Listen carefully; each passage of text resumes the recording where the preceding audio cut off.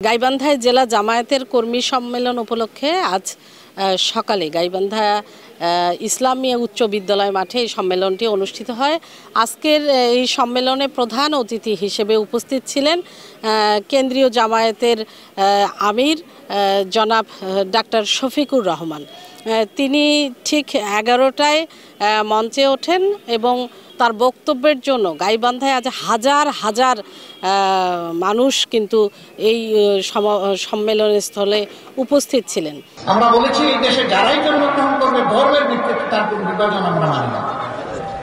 সকলেই দেশের গর্বিত না, অধিকার সকলেরই সমান। যদি মসজিদ পাহারা দেওয়ার প্রয়োজন না হয় তাহলে মন্দিরও পাহারা দেওয়ার প্রয়োজন হবে না ইনশাআল্লাহ।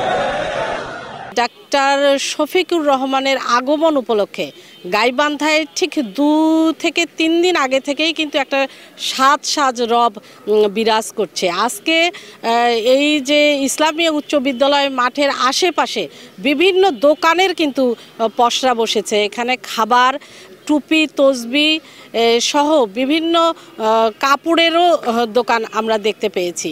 আর জামায়াতের নেতাকর্মীরা তারা কিন্তু তাদের নেতার আগমন উপলক্ষে তারা উজ্জীবিত হয়েছেন। ব্যাপক উৎসাহ উদ্দীপনা আমরা তাদের ভেতরে দেখেছি।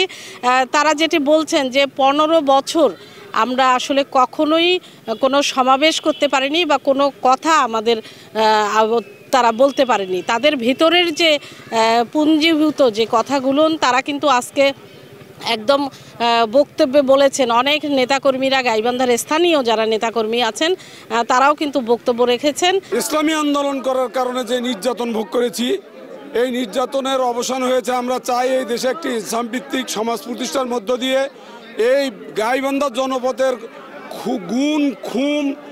গুমের প্রতিবাদে আমরা এই গাইবান্ধার জনপদকে ইসলামাইজ করতে পারি, ইসলামী আন্দোলনের পতাকা তলে সমবেত করতে পারি, গাইবান্ধার জনগণ যাতে ইনসাফভিত্তিক সমাজ পায় এই আহ্বান রাখছি। তাহলে আমাদের 17 বছরে এই নির্যাতন নিষ্পেষণের বদলা পাবো ইনশাআল্লাহ। আমরা বিগত 17 বছর যেভাবে নির্যাতিত হয়েছি, জুলুমের শিকার হয়েছি এবং নির্যাতিত এবং জুলুমের এই অধ্যুষিত এলাকায় আমরা আবারও সক্রিয় হয়েছি ইনশাআল্লাহ।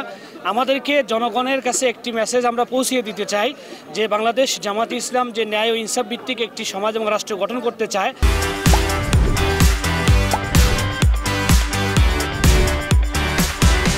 সাধারণ মানুষ ছিল নির্যাতিত, নিপীড়িত এবং আমাদের গাইবান্ধা জেলায় আপনারা জানেন যে বৈষম্যবিরোধী ছাত্র আন্দোলনে 6 জন এবং তার আগে 9 জন, এই মোট 15 জন শহীদ আমাদের এখানে আছে।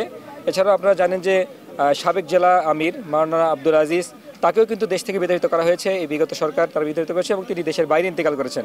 আপনাকে জানিয়ে রাখি যে এই সম্মেলন উপলক্ষে গাইবান্ধার 7 উপজেলার এবং সকল ইউনিয়ন থেকে এবং জেলা শহরের প্রতিটি পাড়ায় থেকে কিন্তু ব্যাপক মানুষের ঢল নামে এই সম্মেলন স্থলে। তো আজকে জামাতের নেতাকর্মীরা ভীষণভাবে উজ্জীবিত হয়েছেন এবং তারা বলছেন যে সামনের দিকে এগিয়ে যেতে আমাদের নেতার যে নির্দেশ সেই হিসেবেই তারা চলবেন। জেলা জামায়াতের সম্মেলন স্থল থেকে বলছি ঋতু প্রসাদ, ডিবিসি নিউজ, গাইবান্ধা।